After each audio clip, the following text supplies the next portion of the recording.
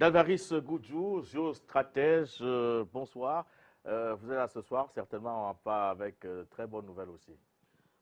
Oui, mon ami le Roger, bonsoir d'abord à l'expert kenyan, bonsoir à Maître Pensi, mon ami Kamalo et tout le reste du côté de N'Djamena. Je dis, nous allons parler des thématiques ce soir qui touchent au bien-être du continent africain et aux leçons que nous, en tant qu'Africains, nous pouvons tirer par rapport à un certain nombre de choses sur notre continent. Mais c'est toujours important de regarder bien que nous, en tant que personnes, au-delà de tout ce que nous faisons, au-delà de toutes les activités économiques, c'est pour le bien-être des individus. Parce que la nation est constituée des individus et des personnes. Nous sommes en février 2017, le Roger. Ça fait exactement 3 ans. Voilà. En février 2014, des Africains, parmi lesquels des nombreux Camerounais, qui étaient en train de migrer de l'Afrique pour l'Espagne, passant par le Maroc. Ces personnes ont pratiquement traversé à la nage l'enclave de Ceuta, qui se trouve à la frontière marocaine. Il y a un drame qui s'est produit. En résumé, il y a eu près de 200 morts, près de 87 morts, pardon. Jusqu'à aujourd'hui, les autorités espagnoles reconnaissent 14 morts. Mais que s'est-il passé en février 2014? Des personnes qui étaient en train de traverser la nage, la garde espagnole, les gardes frontaliers espagnols ont tiré sur ces personnes.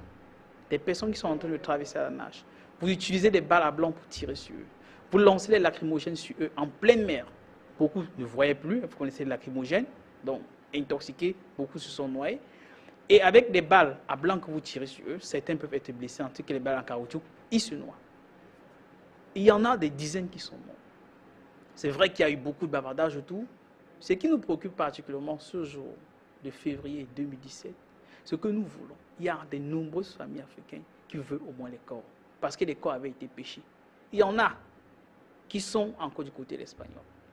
C'est vrai que le Parlement espagnol avait institué une enquête, mais curieusement, le Parlement a confié l'enquête à la garde qui était responsable de ces tirs. Alors qu'au début, ils avaient dit clairement qu'il n'y avait pas eu de tirs. C'est le ministère de l'Intérieur, dans le renseignement intérieur, qui confirme qu'effectivement, ils avaient utilisé les lacrymogènes, les balles en caoutchouc et les balles en blanc pour tirer sur ces Africains. Nous disons aujourd'hui qu'il y a des familles au Cameroun qui réclament leur mort. Leur mort se trouve du côté de l'Espagne. Et les autorités, non seulement espagnoles, mais surtout camerounaises, est-ce qu'il y a un ambassadeur, est-ce qu'il y a une ambassade camerounaise en Espagne? Que joue cette ambassade? Que chaque jour, des dizaines de Camerounais meurent dans la mer et que chacun reste tranquille comme si de rien n'était. Au minimum, nous sommes en Afrique. Nous sommes des Africains, que les dispositions soient prises et que les corps de ces Africains soient remis aux familles respectives. Merci Davaris Goudjou. Nous mettons le cap sur Yaoundé, la capitale politique du Cameroun.